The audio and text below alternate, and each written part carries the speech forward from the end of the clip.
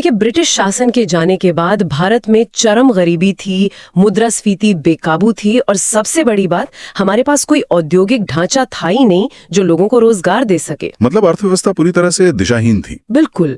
सवाल ये था ही नहीं कि विकास कैसे हो, सवाल तो ये था कि क्या ये नया नया आजाद हुआ देश अगले 10 साल तक अपना अस्तित्व बचा भी पाएगा या नहीं। बाप रे। और यही चीज आज हमारी चर्चा के केंद्र में है। श्रोताओं को बता दूं कि आज हमारे पास यूपीएससी और स्टेट पीसीएस के रिवीजन दस्तावेजों का एक बहुत ही शानदार स्रोत है। ये कोई सामान्य किताब नहीं है, बल्कि 1951 से लेके 2017 तक के भारत के 65 वर्षों के वृहद आर्थिक इतिहास का मतलब एक तरह का पूरा डैशबोर्ड है। हाँ, एक पूरा डैशबोर्ड। और हमारा मकसद सिर्फ इन पन्नों में लिखे तथ्यों को दोहराना नहीं है, हम इस डेटा के पीछे छिपी उस जबरदस्त कहानी को डिकोड करेंगे जिसने आज के 1.4 बिलियन लोगों के सपनों को आकार दिया। बिल्कुल। और ये इतिहास को समझना इसलिए भी जरूरी है क्योंकि हम अक्सर आज की जो नीतियां हैं उन्हें उनके अतीत से काट कर देखते हैं। सही कहा। आज जब हम नीति आयोग की बात करते हैं तो हमें लगता है कि ये बस एक नया नाम है, लेकिन ऐसा नहीं है। हम योजना आयोग के उदय से लेकर उसके पतन तक के सफर को खंगालेंगे आज। तो चलिए फिर 1950 से शुरू करते हैं। लेकिन दिलचस्प बात यह है कि योजना आयोग बनने से पहले ही भविष्य के भारत को लेकर कई तरह के विजन सामने आ चुके थे। हाँ, बिल्कुल आ चुके थे। हमारे स्रोत बताते हैं कि 1944 में ही उद्योगपतियों ने अपना बॉम्बे प्लान पेश कर दिया था। फिर एमएन रॉय का पीपल्स प्लान था जो पूरी तरह से कृषि पर जोर दे रहा था। और श्रीमन नारायण अग्रवाल ने एक गांधीवादी योजना सुझाई थी जिसका फोकस गांव और विकेंद्रीकरण पर था। बिल्कुल। तो इतने सारे अलग अलग विचार होने के बावजूद मार्च 1950 में जब योजना आयोग का गठन हुआ तो उसने एक बहुत ही केंद्रीकृत टॉप डाउन यानी ऊपर से नीचे की ओर निर्देशित अप्रोच अपनाई। सारी ताकत दिल्ली में बैठे कुछ लोगों के हाथों में आ गई। एक लोकतांत्रिक देश में ऐसा फैसला क्यों लिया गया? इसके लिए उस समय की जो असल वास्तविकता थी ना, उसे समझना होगा। 1950 में भारत का जो प्राइवेट सेक्टर या निजी क्षेत्र था वो इतना कमजोर था कि वो पूरे देश में बुनियादी ढांचा खड़ा करने का जोखिम उठा ही नहीं सकता था। अच्छा, मतलब पैसे ही नहीं थे उनके पास? हाँ, बिल्कुल। कोई भी प्राइवेट कंपनी उस वक्त कश्मीर से कन्याकुमारी तक सड़कें, बिजली के ग्रिड या बड़े बांध बनाने की स्थिति में नहीं थी। संसाधन बेहद सीमित थे। समझ रहा हूँ। अगर इन थोड़े से संसाधनों को राज्यों या पंचायत स्तर पर ऐसे ही बांट दिया जाता तो कोई भी बड़ा प्रोजेक्ट कभी पूरा हो ही नहीं पाता। इसलिए सरकार को खुद ड्राइवर सीट पर बैठना पड़ा। तो योजना आयोग का काम था पाई पाई का हिसाब रखना। हाँ। और ये तय करना कि पैसा सबसे पहले उस जगह जाए जहां उसकी सबसे ज्यादा जरूरत है। और सबसे ज्यादा जरूरत जाहिर तौर पर उस वक्त पेट भरने की थी। बिल्कुल। तो यहीं से पहली पंचवर्षीय योजना की शुरुआत होती है जो 1951 से 1956 तक चली। किताबों में अक्सर लिखा होता है कि ये योजना हैरोल्ड डोमर मॉडल पर आधारित थी। अब जो लोग अर्थशास्त्र के बैकग्राउंड से नहीं हैं, उनके लिए ये नाम थोड़ा डराने वाला हो सकता है। हाँ, सुनने में भारी लगता है। लेकिन असल में ये मॉडल बहुत ही सीधी सी बात कहता है कि अगर आपको अपनी अर्थव्यवस्था को बढ़ाना है तो आपको पैसे बचाने होंगे और उस पैसे को बुनियादी ढांचे में निवेश करना होगा। ठीक कहा आपने। और भारत के संदर्भ में उस वक्त बुनियादी ढांचे का मतलब था कृषि और सिंचाई। हाँ, खेती। देखिए, अगर देश का पेट ही नहीं भरेगा तो कारखानों में काम कौन करेगा?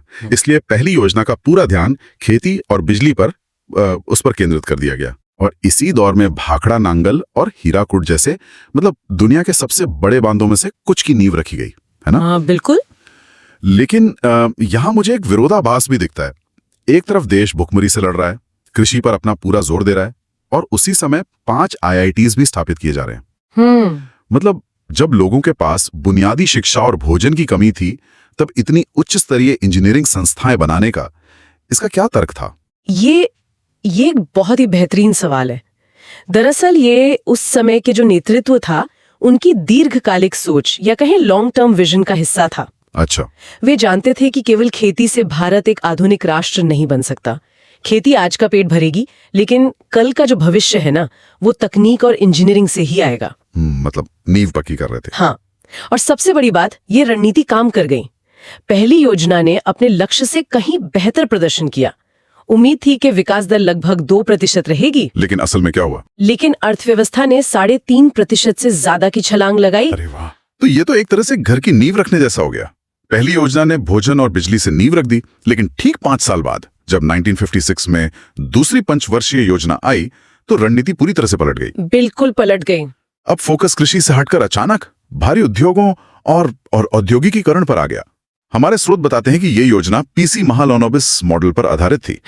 इस बड़े वैचारिक बदलाव की क्या जरूरत थी उस वक्त? क्या खेती से पेट भर गया था हमारा? देखिए, खेती से सर्वाइवल तो हो रहा था, लेकिन महालनोबिस का तर्क ना बहुत गहरा था। उनका मानना था कि अगर भारत सिर्फ उपभोक्ता वस्तुएं या मान लीजिए कपड़ा ही बनाता रहेगा, तो हम हमेशा मशीनों के लिए पश्चिमी देशों पर निर्भर रहेंगे। अच्छा, मतलब हमें बाहर से सब मंगाना पड़ेगा? हाँ, उनका मॉडल इस बात पर जोर देता था कि हमें वो मशीनें खुद बनानी होंगी जो आगे चलकर दूसरी मशीनें और सामान बनाएंगी। मतलब मशीनें बनाने वाली मशीनें? बिल्कुल। आपको ट्रैक्टर चाहिए तो पहले ट्रैक्टर बनाने वाली मशीनें बनानी होंगी, और उन मशीनों को बनाने के लिए आपको लोहा और स्टील चाहिए। ओहो, मतलब ये भविष्य के लिए एक बहुत भारी निवेश था, और इसका असर जमीन पर दिखा भी।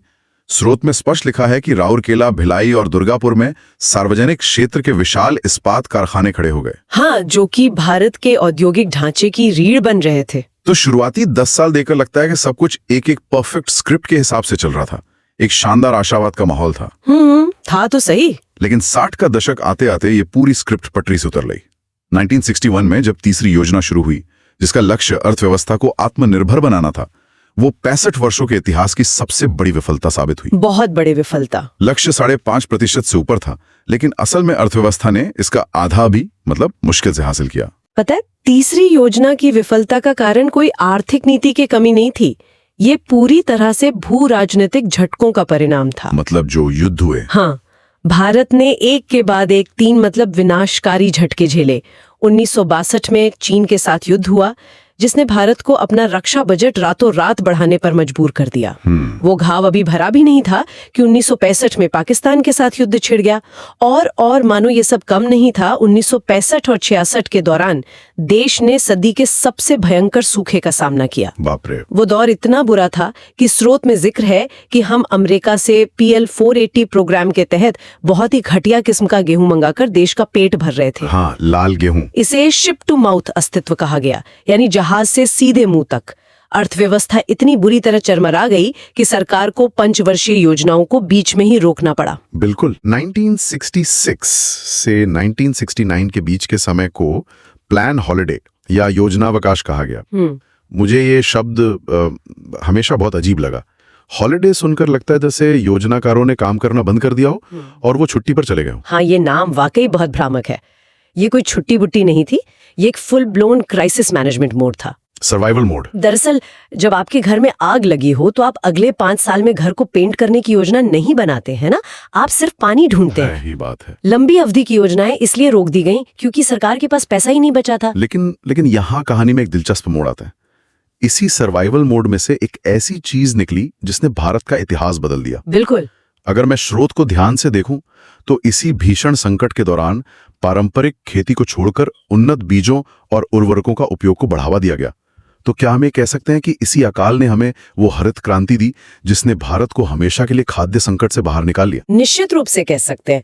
हरित क्रांति कोई 5 साल की योजना का हिस्सा नहीं था।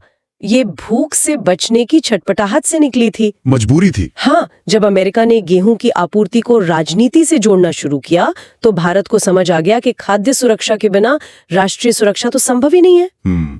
इसी दौरान निर्यात बढ़ाने के लिए भारतीय रुपए का अवमूल्यन यानी डिवैल्यूएशन भी किया गया। तो ये ठहराव का समय नहीं था, ये पुरानी व्यवस्था के टूटने और नई व्यवस्था के जन्म का समय था। और ये नई व्यवस्था चौथी और पांचवी योजना में स्पष्ट रूप से दिखाई देने लगी। 1969 से शुरू हुई चौथी योजना में राज्य का अर्थव्यवस्था पर नियंत्रण और भी कड़ा हो गया। हाँ, इंदिरा गांधी का दौर। सरकार ने एक झटके में 14 प्रमुख बैंकों का राष्ट्रीयकरण कर दिया। इसका मकसद ये था कि जो बैंक सिर्फ शहरों के अमीर उद्योगपतियों को कर्ज दे रहे थे, वे अब गांवों में किसानों और छोटे कारोबारियों तक पहुंचे। बिल्कुल। इसी दौरान 1974 में भारत ने स्माइलिंग बुद्धा के नाम से अपना पहला परमाणु परीक्षण भी किया। और फिर आती है 1974 की पांचवी योजना, जिसने वो सबसे लोकप्रिय राजनीतिक नारा दिया, गरीबी हटाओ। हाँ, पांचवी योजना जिसे DP धर मॉडल पर तैयार किया गया था, उसका स्पष्ट उद्देश्य गरीबी उन्मूलन ही था। इसमें क्षेत्रीय ग्रामीण बैंक यानी RRB और न्यूनतम आवश्यकता कार्यक्रम शुरू किए हैं ताकि गांवों को मुख्य धारा से जोड़ा जा सके। अच्छा कदम था। लेकिन यहाँ ना राजनीति ने अर्थशास्त्र में सीधा हस्तक्षेप किया। 1978 में सत्ता बदली और मोरारजी देसाई की सरकार ने इस 5वीं योजना को इसके निर्धारित समय से 1 साल पहले ही मतलब समाप्त कर दिया। समय से पहले ही खत्म कर दिया। हाँ, इसके बाद उन्होंने अपना खुद का रोलिंग प्लान पेश किया। ये घटना दिखाती है कि कैसे पंचवर्षीय योजनाएं अमूमन पूरी तरह से राजनीतिक इच्छा शक्ति की गुलाम थी। ये एक बहुत ही अहम बिंदु है। मतलब नीतियां जो देश के लिए बननी चाहिए वे सरकारों के बदलने के साथ ही पलट दी जाती थीं। बिल्कुल। खैर, अब हम 80 के दशक की तरफ बढ़ते हैं। छठी और 7वीं योजना के दौरान अर्थव्यवस्था का दम इस अत्यधिक सरकारी नियंत्रण, जिसे हम लाइसेंस राज कहते हैं, उससे घुटने लगा था। लाल फीताशाही। हालांकि इस दौरान नाबार्ड की स्थापना हुई 1982 में और नीली क्रांति से मत्स्य पालन को बढ़ावा भी मिला। 7वीं योजना में पहली बार सार्वजनिक क्षेत्र की तुलना में निजी क्षेत्र को थोड़ी अधिक प्राथमिकता दी गई। हाँ, लेकिन वो बहुत छोटा बदलाव था। असली तूफान तो 90 के दशक की शुरुआत में आया, जिसने पूरे देश को हिला के रख दिया। 1991 वाला संकट। हाँ, 1990 और 91 का दौर भारत के आर्थिक इतिहास का सबसे काला और सबसे अहम अध्याय है।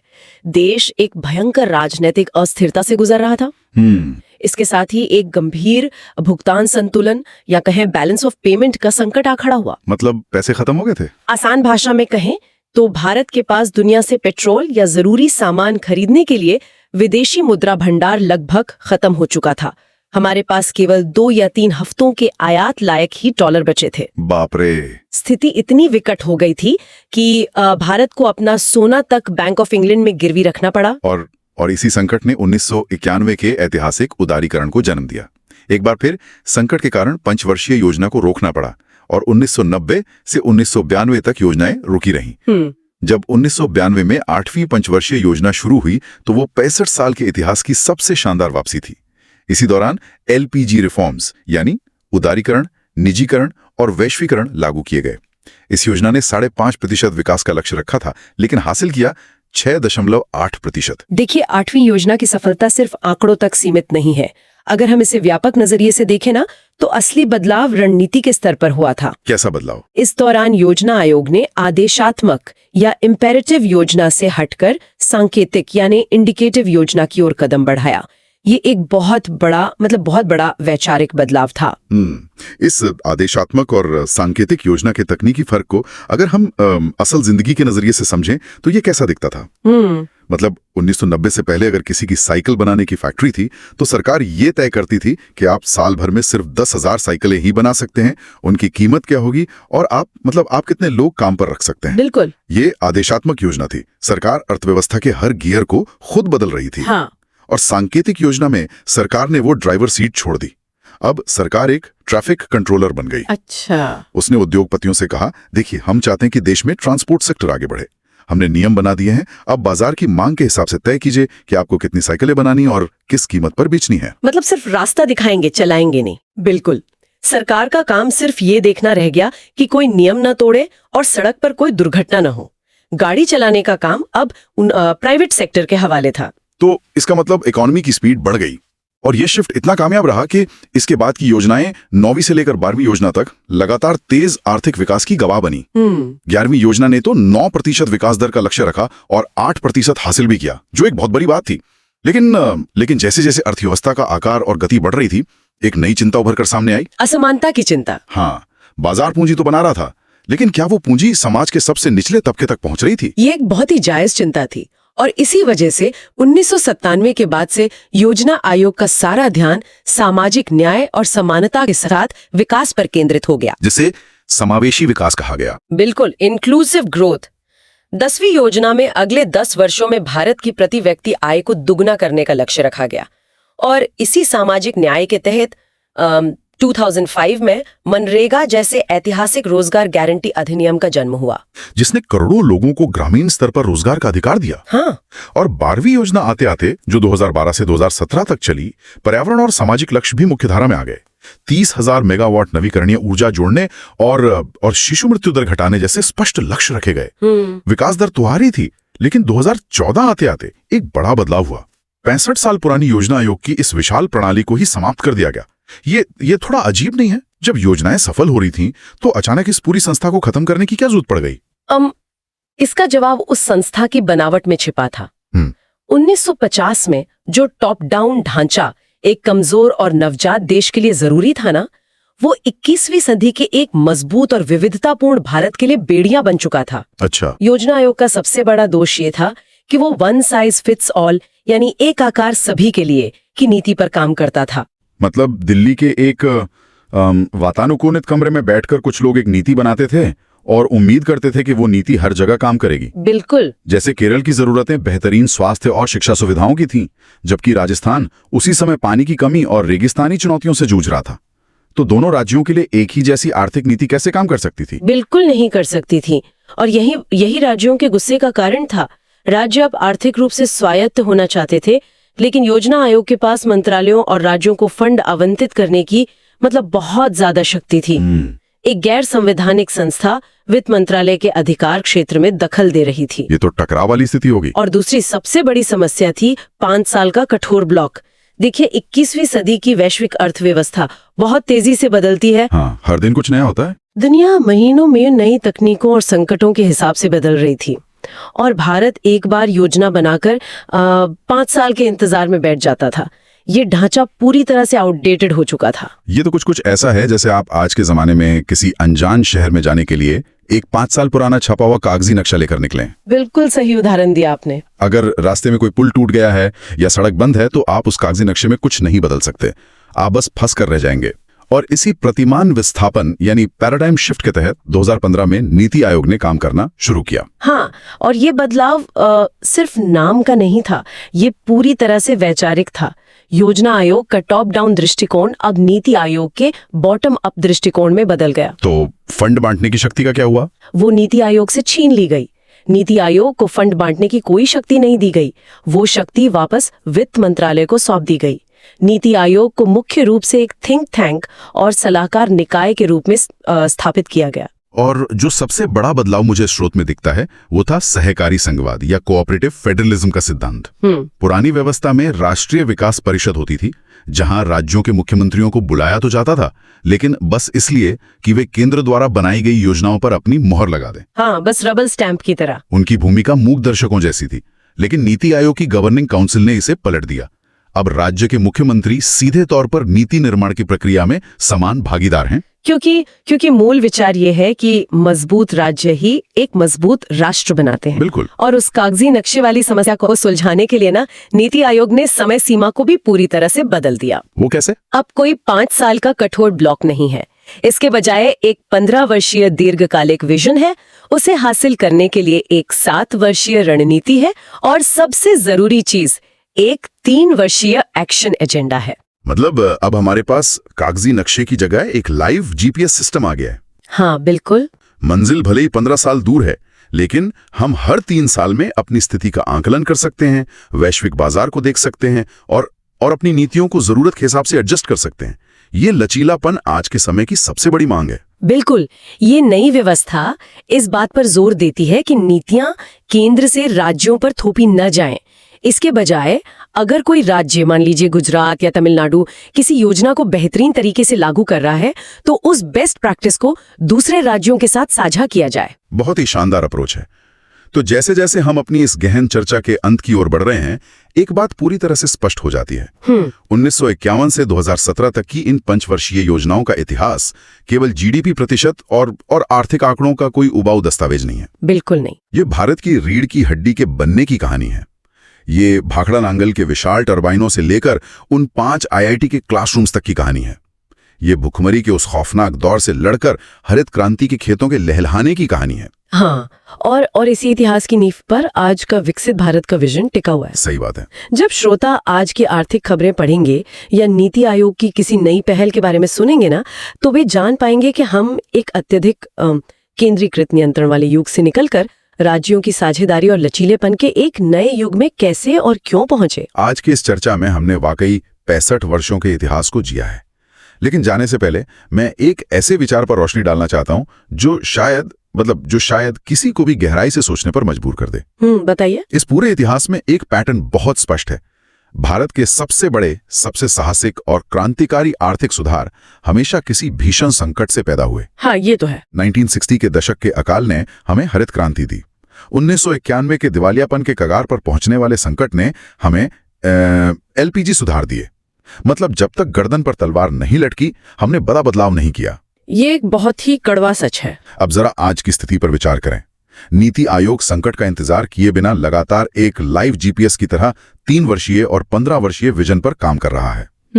तो सोचने वाली बात यह है कि क्या ये नई, सुचारू और बिना दबाव वाली प्रणाली उसी स्तर के बड़े और साहसिक बदलाव ला पाएगी जो पहले के समय में संकट के कारण आते थे? ये तो एक बहुत ही गहरा सवाल है। हाँ, बिना किसी आपातकाल के क्या हम बड़े फैसले ले पाएंगे? या क्या फंड आवंटन की असली शक्ति के बिना एक थिंक टैंक सिर्फ कागजी योजनाएं बनाने वाला संस्थान बनकर रह जाएगा? इस पर सोचिएगा जरूर। वाकई ये देखना बहुत दिलचस्प होगा कि बिना किसी संकट की मजबूरी के ये नया ढांचा भविष्य के भारत को कितनी तेजी से आगे ले जाता है। बिल्कुल। और इसी विचार के साथ हम आज की इस चर्चा को यहीं विराम देते हैं। अगली बार जब भी आप किसी विशाल बुनियादी ढांचा या आधुनिक भारत की किसी उपलब्धि को देखें तो जरूर याद कीजिएगा कि उसकी नींव में कितने दशकों का संघर्ष, विफलताएं और फिर से उठ खड़े होने की योजनाएं छिपी हैं। हमारे साथ इस ऐतिहासिक सफर पर जुड़ने के लिए धन्यवाद। जल्द ही एक नए और दिलचस्प विषय के साथ फिर से गहराई में उतरेंगे। अगर आपको हमारा ये वीडियो पसंद आया हो तो चैनल को सब्सक्राइब करें और आपको किसी और टॉपिक पर वीडियो चाहिए तो कमेंट करिए।